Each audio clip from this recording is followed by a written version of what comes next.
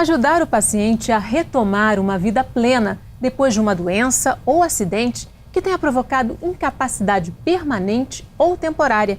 Esse é o objetivo da medicina de reabilitação, também chamada de fisiatria, uma especialização que surgiu na década de 1930 e ganhou impulso depois da Segunda Guerra Mundial, tratando ex-combatentes com lesões físicas graves. Hoje, as causas de perda de função atendidas pela especialidade são as mais variadas, desde sequelas de um AVC até traumas gerados por acidentes de trânsito. Medicina de reabilitação. Esse é o tema em questão no programa de hoje.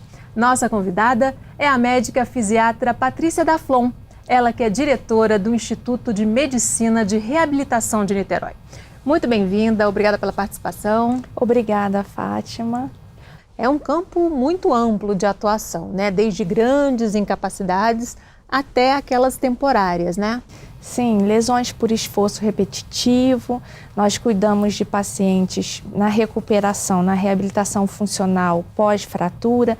Existem fraturas que são bastante incapacitantes, causam sequelas em alguns pacientes, mas a gente atua também nesse tipo de tratamento. Pacientes com tendinopatias, pacientes com osteoartrose, principalmente de joelho, dor lombar. Uhum. Vocês falam em diagnóstico funcional. Qual é a diferença para o diagnóstico comum? Então, o médico fisiatra, além de todo o conhecimento da medicina em geral, ele tem o conhecimento estrutural e funcional do corpo, né, dentro das atividades básicas do dia a dia.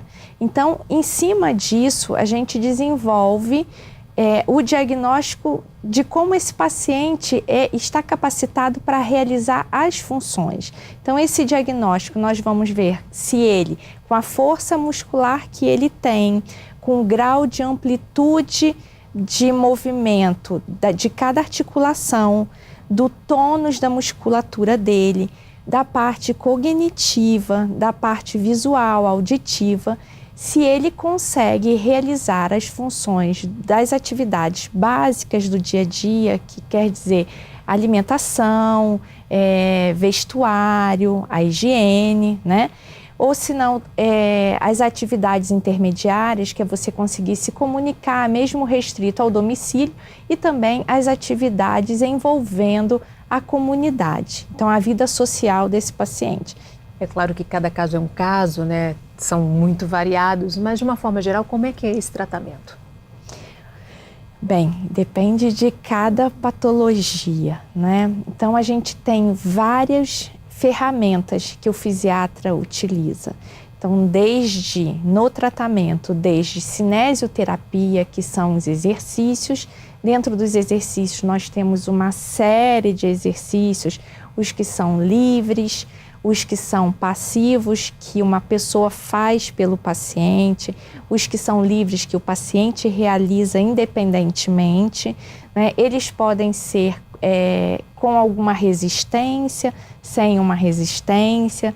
Nós temos também eletroterapia, mecanoterapia, termoterapia, vários meios físicos que podem auxiliar na questão do alívio de dor, de relaxamento da musculatura, de melhora do tônus, né, desse paciente. Temos também as órteses, as próteses. Nós temos também o ácido hialurônico, que nós fazemos infiltrações em articulações de joelho, quadril, ombro, em pacientes com osteoartrite. Também a toxina botulínica em casos de espasticidade, em casos de distonia cervical, de blefaroespasmo, né, o movimento da pálpebra. Na incontinência urinária, nós também podemos usar a toxina botulínica e também os bloqueios miofaciais. Para os casos de dor crônica, de fibromialgia, nós podemos utilizar os bloqueios miofaciais. Normalmente é um tratamento a longo prazo? De médio e grande lesado, sim. Uhum. De médio e grande lesado, sim. Uhum. Cada exercício é dosado de acordo com o histórico daquele paciente, né? Se ele tem outra doença, se ele tem uma insuficiência cardíaca, né? Independente do problema que ele tem, né? Ele tem o problema, mas tem que avaliar o todo, né? Sim, certamente. Nós temos que avaliar a parte cognitiva do paciente, nós temos que avaliar a parte de equilíbrio, de coordenação desse paciente, nós temos que avaliar a parte auditiva dele, nós temos que avaliar a capacidade respiratória. Então, nós utilizamos muito solicitar provas de função respiratória para os pacientes e principalmente o paciente idoso. Teste de esforço, ergoespirometria, para a gente ter uma segurança na hora da prescrição da atividade física desse paciente. Outra questão é também se esse paciente pode usar muita carga ou não, para não sobrecarregar determinadas articulações. Então, a parte clínica vai determinar o tipo de tratamento que vai ser utilizado. Por exemplo, paciente que é portador de marca-passo cardíaco, nós não podemos usar determinados aparelhos de eletroterapia, nós não podemos realizar determinados tipos de exercícios em pacientes hipertensos, que nós aumentamos a sobrecarga cardíaca dele e aumenta a pressão arterial. Ou seja, mesmo dois pacientes com a mesma doença base que tenha causado a incapacidade, podem ter tratamentos totalmente diferentes em função desses outros aspectos, né? Sim, sim. Nós temos que ver tudo isso. E outra coisa também que é muito importante, que nós devemos avaliar, é como é a relação familiar e como é o domicílio desse paciente, o meio de vida dele, o modo de vida dele, para a gente poder adequar esses exercícios no dia a dia. Não adianta ele chegar dentro de uma instituição, de um centro de reabilitação, e fazer o exercício 2 vezes na semana somente, né? Ele precisa ter uma manutenção daquilo. Então, a gente tem que adequar o que ele pode estar sendo, replicando em casa. Isso tudo muito junto com a família, com orientação da família ou do cuidador desse paciente também. Tem um aspecto psicológico aí, né, que boa parte dos pacientes, quando chega até vocês, tem também uma certa tristeza ou uma depressão em relação ao que provocou a incapacidade, né? Tá lidando ali com aquela limitação não é fácil, né? Não, esse primeiro período, né, tem um período de negação, isso tem que ser muito bem trabalhado. Às vezes, no primeiro momento, nós não conseguimos nem abordar diretamente o paciente. Então, nós abordamos juntamente a família, é trabalhada a família e com o apoio da família nós conseguimos chegar numa segunda fase ao paciente, para que nós possamos compreender qual é a dinâmica afetiva e emocional dele com relação à família. Às vezes a aceitação, às vezes não é do paciente, mas dos familiares. Então isso tudo tem que ser trabalhado pela psicologia, né, dentro de um paciente grande incapacitado. Ainda é muito comum que as pessoas confundam o fisiatra com o fisioterapeuta, 2 profissionais diferentes? Sim, ainda é muito comum. O fisiatra é um médico, né? Ele é especialista para gerenciar o tratamento de pacientes médio e grande incapacitados. Nós também atendemos os pequenos incapacitados, mas nosso foco principal é esse. E o fisiatra, ele, além de todo esse conhecimento da parte clínica, ele tem o conhecimento dos exames especializados que nós temos para auxiliar no diagnóstico da incapacidade, da capacidade residual dos pacientes. Já o fisioterapeuta pode fazer até parte da equipe do fisiatra, né? Ele faz parte da equipe. Ele vai avaliar a capacidade neuromúsculo-esquelética dentro dos laboratórios, dos espaços, né, de cinésio e de mecanoterapia. E no caso, o trabalho de vocês envolve também a questão que você já falou, cognitiva, vai além, né?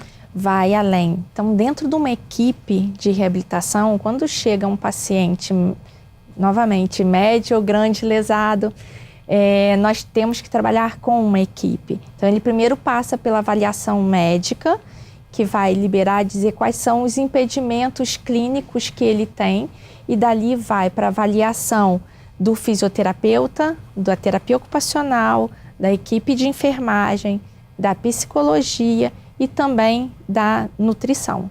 Muitas vezes nós precisamos que a nutrição seja muito atuante, principalmente no caso de paciente idoso, paciente com síndrome do imobilismo, né, que fica muito tempo acamado. Nós precisamos ter uma nutrição adequada, senão a gente tem o desenvolvimento de úlceras de pressão nesses pacientes. É um trabalho mesmo multidisciplinar, né? Sim, tem que ser multidisciplinar. Uma pessoa só não dá conta desse tipo de paciente. E sempre envolvendo a família, sempre. A gente precisa porque o objetivo da medicina de reabilitação é devolver a funcionalidade, melhorar a qualidade de vida do paciente para poder reincluir ele na sociedade. Ok, você também pode assistir a programação da Fase TV ao vivo no YouTube. Passa lá no youtube.com/FMPFase. No nosso canal você ainda pode conferir os episódios que já foram ao ar, rever ou compartilhar algum programa. Vamos fazer um rápido intervalo. No próximo bloco, a gente continua falando sobre medicina de reabilitação. O Em Questão volta em instantes. Até já!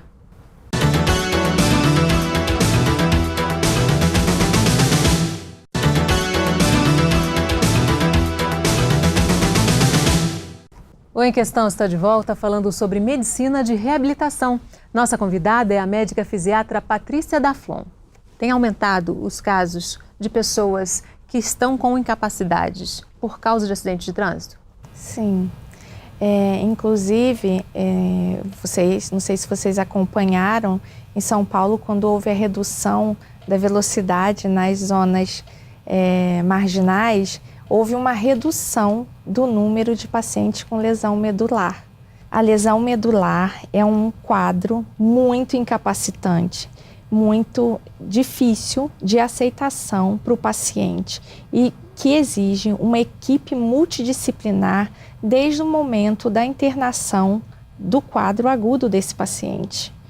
Não é um quadro fácil de lidar, demora muito tempo, nós levamos muito tempo na recuperação desse paciente, porque além do tipo de lesão, pode ser uma tetraplegia acima de T1, do nível medular de T1, como abaixo uma paraplegia, como pode ser uma lesão também horizontal ou vertical da medula. Então ela pode comprometer vários segmentos. Isso vai causar não só alterações motoras, mas também na sensibilidade, na parte visceral, na parte intestinal, na parte da bexiga, de controle da bexiga. Então nós temos pacientes com bexiga neurogênica, ou uma bexiga neurogênica reflexa, ou uma bexiga neurogênica dilatada. Isso é complicado, o paciente vai precisar fazer cateterismo intermitente. A bexiga neurogênica nós podemos ter de dois tipos, ou ela é reflexa, ela contrai muito e não consegue fazer o esvaziamento da bexiga, e nós temos também a bexiga que fica flácida, ela acumula muito. E todos esses dois casos podem levar a cálculos renais, infecções urinárias, e isso é muito grave, porque quando nós temos o aumento do índice de infecção urinária nesses pacientes, nós podemos desencadear a crise hipertensiva autonômica desse paciente, e que é um quadro que não é uma crise hipertensiva comum. Nós temos que estar sempre atentos, principalmente um clínico, quando recebe um paciente lesado medular num pronto-socorro, não adianta ele dar um antihipertensivo ou dar um diurético para fazer ele urinar. Pelo contrário, você tem que investigar se ele tem bexiga repleta, se ele tem fezes no intestino que possam estar causando algum outro quadro de dor, né, alguma infecção na região abdominal que pode estar levando a esse quadro. E nós temos que realmente sanar essa causa para que essa pressão abaixe e nós não tenhamos uma outra complicação, tipo um acidente vascular cerebral pelo aumento da pressão. Ou seja, esse paciente com lesão medular, ele, na verdade, tem mais do que o comprometimento do movimento, né, da locomoção, dessa função locomotora. Ele tem o comprometimento de vários órgãos, né? Sim, e isso é o que torna o mais difícil no lidar com esse paciente, porque ele não sente. Então, como é que você vai saber? A dor é o sinal de alerta, né? Ele não tem dor. Então, nós temos que observar muito, observar se tem alguma lesão na pele, observar se tem algum edema, se tem alguma alteração de calor, de temperatura nesse paciente, para que nós possamos desconfiar de algum processo inflamatório, infeccioso nesse paciente que não tem a sensibilidade e que é muito comum. Então, assim, é um paciente que nós temos que regular a hidratação dele, fazer um balanço hídrico, o volume de água que ele deve tomar durante o dia. A gente tem que medir o volume de urina que ele consegue fazer com cateterismo, que ele está conseguindo eliminar. E também a questão da alimentação, porque se ele tem uma alimentação que não é adequada, ele aumenta o volume do intestino, aumenta a pressão abdominal, né? Ele vai ter dificuldade de se alimentar. Às vezes é um paciente que a gente precisa estar o tempo inteiro com o apoio da nutrição. Uhum. E os pacientes com AVC, sequelas de AVC? Eu digo sempre que o paciente com sequela de AVC, hoje em dia o AVC é a maior causa de incapacidade, né, de anos vividos com incapacidade no mundo, né? E uma das causas é a hipertensão, e é uma situação que pode ser controlada, né? E nós não vemos isso atualmente, infelizmente. Então, o AVC, o paciente quando chega, logo assim que ele esteja estabilizado clinicamente dentro do hospital, ele já deve iniciar o processo de reabilitação. Por exemplo, com relação a posturas, para que ele não desencadeie deformidades secundárias decorrentes de uma postura errada, nós temos que avaliar a questão da deglutição dele, se ele não tem uma disfagia, porque se ele ficou com uma hemiplegia, o mesmo lado, na língua, nas cordas vocais, na musculatura da face, vai dificultar ele a mexer no bolo alimentar e a deglutir. A mesma coisa com relação à fala. Então, nesse momento, ele precisa ser visto também pela fonoaudióloga, que é uma profissional que faz parte da equipe interdisciplinar da reabilitação, para que possa estar nos auxiliando na questão da alimentação desse paciente. Uhum. Esse paciente muitas vezes chega para vocês já depois de muito tempo? Há uma demora para que esse paciente seja encaminhado? Sim, existe uma demora e infelizmente nós verificamos que por falta de conhecimento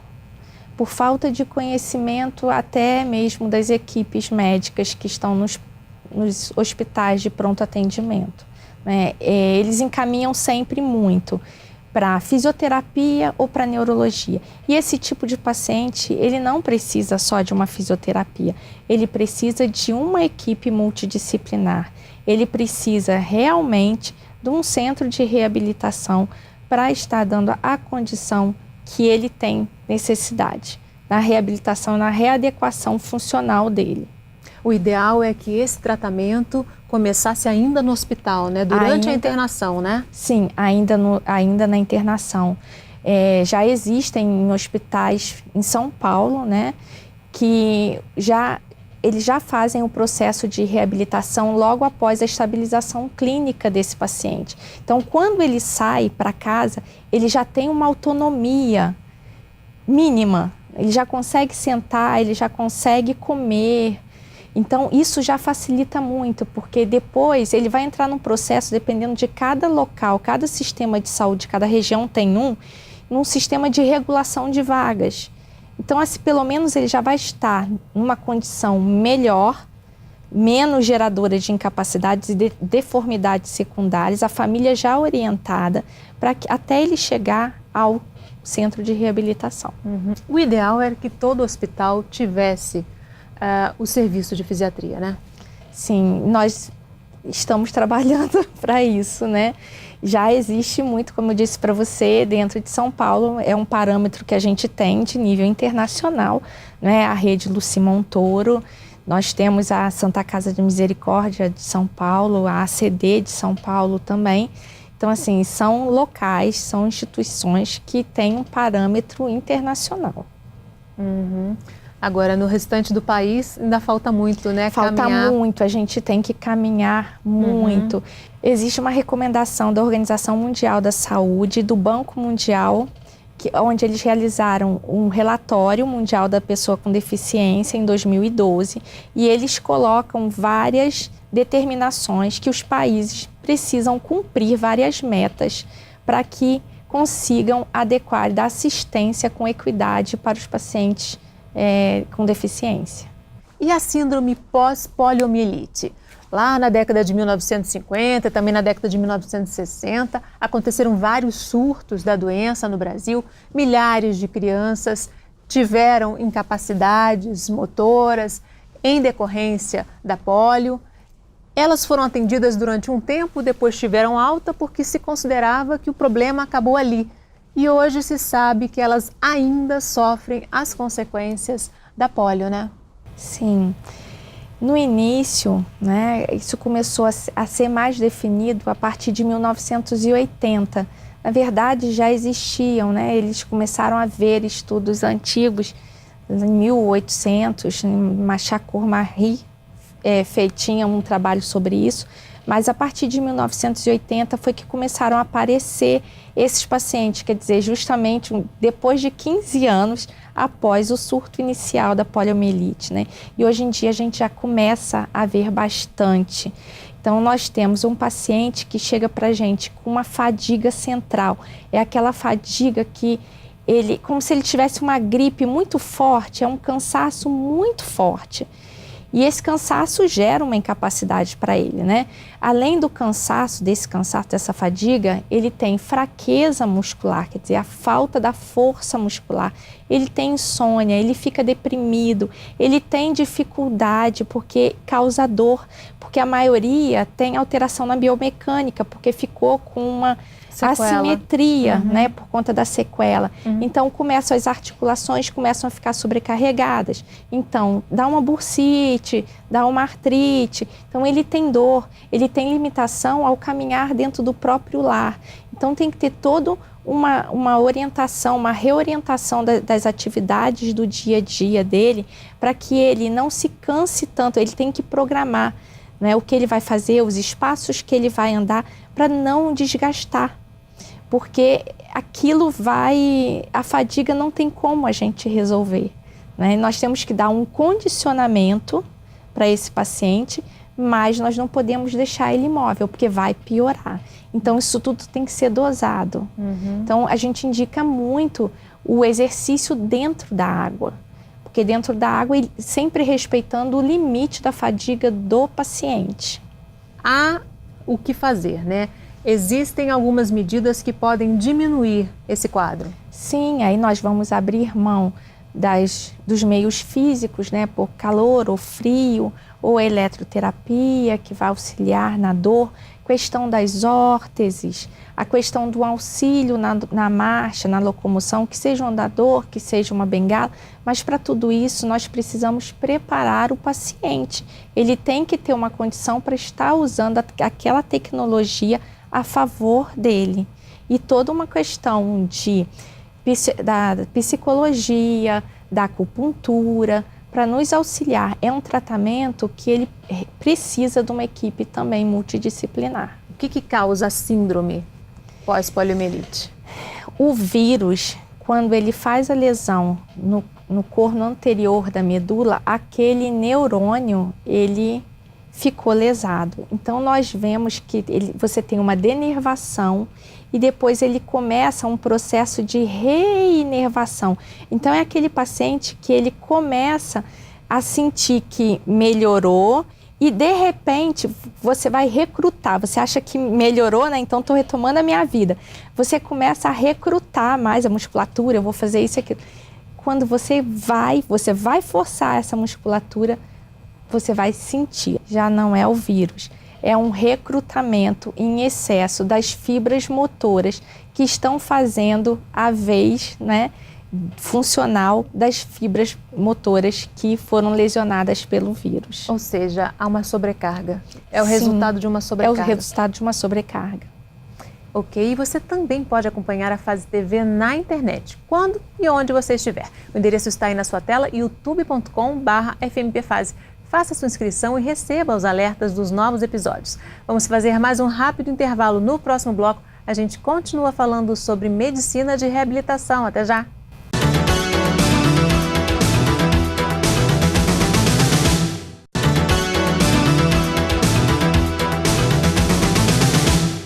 O Em Questão está de volta falando sobre medicina de reabilitação. Nossa convidada é a médica fisiatra Patrícia Daflon. Patrícia, a gente terminou o outro bloco falando da síndrome pós-poliomielite, né? Existe algum exame que ajude a identificar o que está acontecendo com essa pessoa? Sim, além da parte da história clínica, que é a mais importante, a eletroneuromiografia é um exame que mostra para a gente todo o processo que acontece na patologia, na fisiopatologia da doença. A eletroneuromiografia, além da síndrome pós-pólio, ela é muito útil como ferramenta para a fisiatria, porque ela nos auxilia no diagnóstico de plexopatias, lesão de plexo braquial, lombar. Se nós temos dúvida em indicação cirúrgica, se aquele nervo está sofrendo ou não, então nós temos condição de, com a eletroneuromiografia, indicar ou não a cirurgia.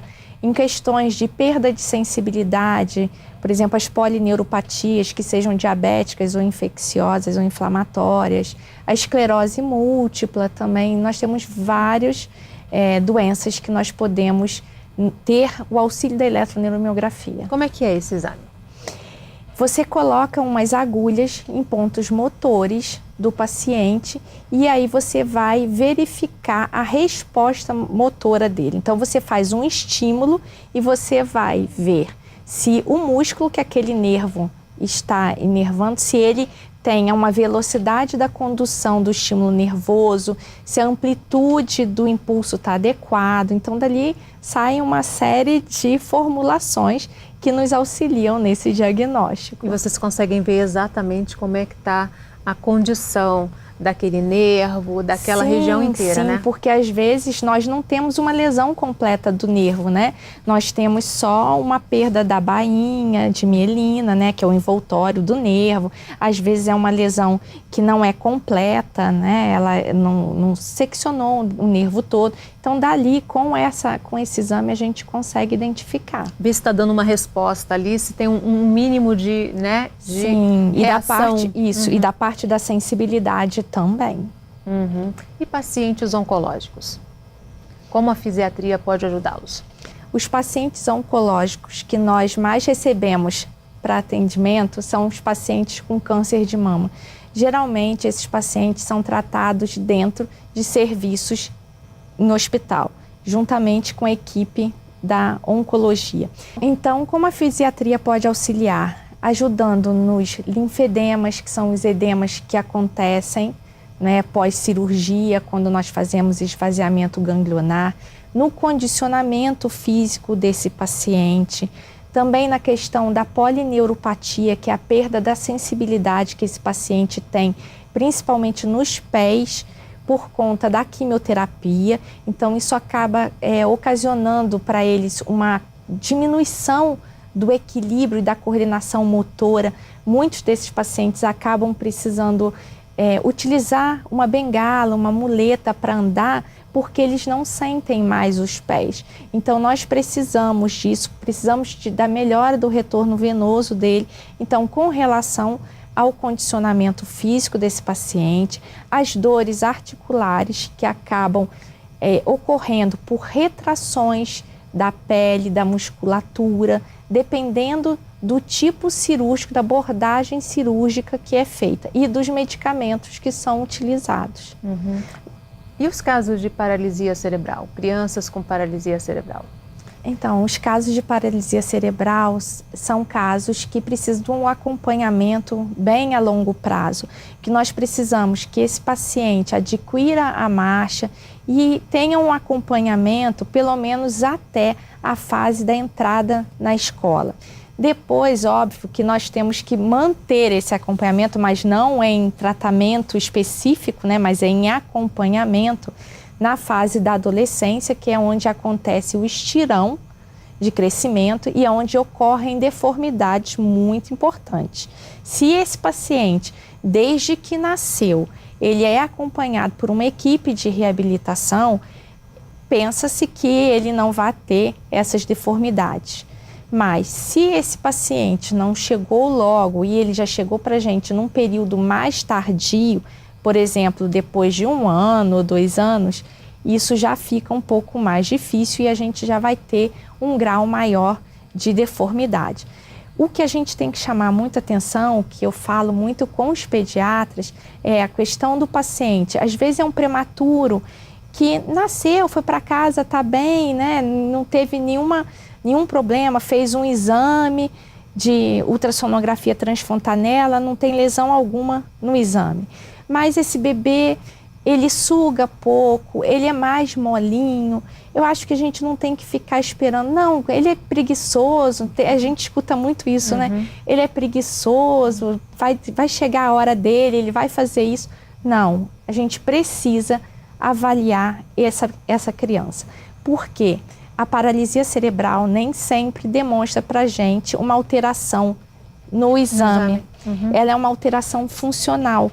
E vai dar logo a criança, ou ela fica muito parada, ou é uma criança muito irritada. Ela tem os movimentos dela, ela vai fazer aquilo, mas ela faz de uma forma diferente. Então, quem tem um olhar já treinado para ver, vai saber que aquela criança tem um problema. Então, dali a gente já começa a atuar com estimulação precoce, colocando essa criança em determinadas posturas para evitar que os reflexos primitivos ou os reflexos patológicos fiquem em uma fase de estabilidade, gerando aquelas deformidades. Observar, por exemplo, uma coisa que é muito comum a gente ver, luxação de quadril por conta da espasticidade dos adutores da criança. Então é tão forte, fecha tanto a perninha que o quadril desencaixa. Isso gera dor e a criança não fala, né? Isso vai incapacitar ela andar, ela sentar. Então nós temos que estar de olho mesmo, vigiando, porque essa criança não vai falar pra gente. O quanto antes começar o tratamento, melhor, né? Sim, sim. E a criança com a paralisia cerebral sempre junto com a terapia ocupacional para estimular toda a parte sensitiva dela. Tanto a parte vestibular, a parte auditiva, a parte da sensibilidade oral, da visual, da mão, o tato, ela precisa sentir, porque como ela não vai sozinha, nós precisamos trazer aquela informação para ela. Então, o motor cria o cognitivo, mas o cognitivo vai também influenciar no motor. Então, precisa. Por isso que o bebê, quando ele nasce, ele tem os reflexos, é o motor. E esse motor vai gerando o cognitivo dele. Depois ele vai tomando consciência, porque o nosso cérebro vai amadurecendo. Então ele vai chegando no nível de consciência. Mas essa criança precisa do auxílio das terapias para ter o seu desenvolvimento o mais adequado possível. Você falou aí desse movimento da perninha, né, que provoca problema no quadril. Que movimento muscular é esse? O que acontece exatamente? São movimentos, o músculo fica muito rígido, aumenta o tônus e às vezes é tão forte que você não consegue fazer. Dificulta até as mães fazerem a higiene, colocar uma fralda. Então existem certas posturas, por exemplo, o pezinho que fica caído, você não consegue dobrar, a perninha vira, o joelho cruza. Então, isso causa deformidades muito grandes e roda a coluna do bebê. Então, o que acontece? Mais tarde, a gente tem as escolioses, as cifoses, muitas deformidades que aparecem mais à frente. E que poderiam ser contornadas com tratamento. Poderiam ser contornadas com tratamento, com posturas adequadas. O posturar do bebê, desde a época da incubadora, desde a época que ele está internado ainda no hospital, é essencial. Então, em pacientes de paralisia cerebral, em pacientes que tiveram AVC, em pacientes que tiveram TCE, lesão, né, traumatismo crânioencefálico, nós usamos a toxina botulínica para diminuir a espasticidade na musculatura. Que é esse enrijecimento. É esse enrijecimento. É um aumento do tônus da musculatura. Fator idade. Há diferença no tratamento de pessoas mais jovens para o tratamento de pessoas idosas? Sim, por conta das comorbidades que a maioria das vezes acompanham durante o nosso processo de envelhecimento, né? Nós temos os desgastes das articulações, nós temos a diminuição do condicionamento físico, nós temos a sarcopenia, que hoje em dia se fala muito, né? A perda da massa muscular. Então, isso tudo, a própria hipertensão arterial, o diabetes, isso influencia muito. Por quê? Você tem que dosar o quanto você vai colocar de resistência no exercício, da parte do exercício aeróbico para melhorar o condicionamento, de melhorar a captação do oxigênio pelos tecidos. Se você vai dar mais exercício de força para melhorar a força nas pernas, né? Porque o idoso precisa levantar, sentar na cadeira, né? Para dar um mínimo de autonomia para ele, né? De autonomia para ele. Então, tudo isso, cada paciente tem que ser avaliado individualmente, de acordo com cada comorbidade que ele tenha ou não. E as quedas em idosos, é muito importante que eles passem por um processo de reabilitação depois, né? Sim, infelizmente as quedas ainda são muito frequentes, a maioria dentro do próprio domicílio dos pacientes. Eu acho que a gente tinha que ter uma educação em saúde com relação aos sapatos, aos pisos, que mesmo dentro dos serviços de saúde os pisos são muito lisos. A gente vê idosos com sandálias que são super fáceis, principalmente mulher, né? De tropeçar, de cair. E aí, assim, é muito comum fratura de fêmur idoso. E fratura de fêmur não é uma coisa tão simples, né? A fratura de fêmur tem várias consequências depois que podem, até no pós-operatório, a gente tem quadros de embolia, pacientes que às vezes até vêm a óbito pouco tempo depois, isso é muito comum, ou se não, no máximo 1 ano depois, a gente tem um índice elevado de óbito nesses pacientes, sem contar da questão da independência. Eles ficam muito receosos de voltar a deambular. Isso gera depressão, né? E a depressão, para o idoso, isso é muito ruim. A gente diz que o idoso, se ele tem uma queda, digamos, mesmo que seja um resfriado, ele já é uma queda numa escadinha, ele nunca volta ao degrau acima, ele fica naquele patamar, é onde a gente vai conseguir mantê-lo. Ou ele vai abaixar, cair mais um degrau, ele nunca volta para o patamar anterior. Então, é um paciente que a gente tem que ter muito cuidado e sempre muito atento com relação ao lado emocional e afetivo dele. Para encerrar, eu queria que você falasse um pouquinho da importância do exercício físico, até para prevenir problemas na velhice, né? Para manter essa autonomia, para prevenir também, já se sabe hoje que o exercício físico ajuda a prevenir até determinados tipos de câncer, né? A importância do exercício físico para que a gente não chegue em algum momento num problema que poderia ser evitado. Com exercício físico, a gente tem uma melhora do aporte sanguíneo, uma melhora de oxigenação dos nossos tecidos. Então, a gente vai pensar a nível de músculo cardíaco, de tecido cerebral, de tecido renal, que são órgãos que precisam estar bem irrigados, né?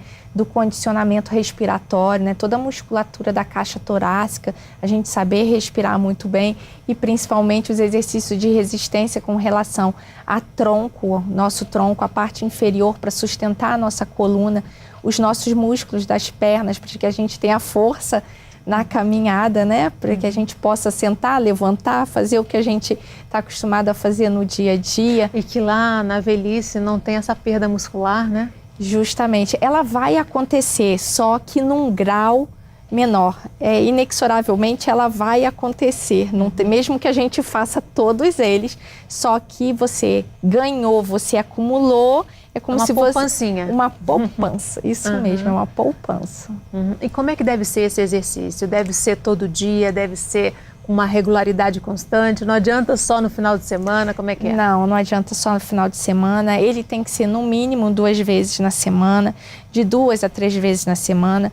Quem puder fazer todo dia, né, diariamente, que sejam 30 minutos. A gente pede sempre que os pacientes, né, o mais simples é realmente o exercício aeróbico, que seja uma caminhada, uma bicicleta estática, né, ou uma bicicleta mesmo que vai passear em algum parque, alguma coisa assim, ou a natação.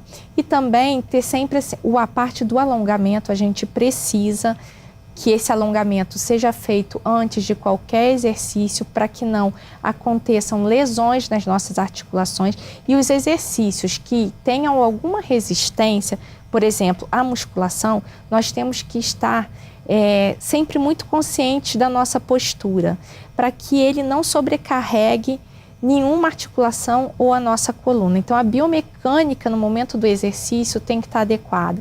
Então, é sempre bom estar com um profissional de educação física perto para que ele olhe a nossa postura. Não fazer em excesso. O exercício de resistência não é um exercício que nós precisamos fazer muito. É aquele exercício de impacto, mas de curto tempo.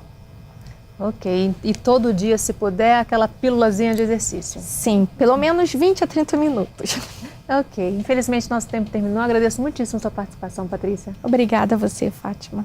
E a gente tem um encontro marcado no próximo Em Questão. Espero você. Até lá.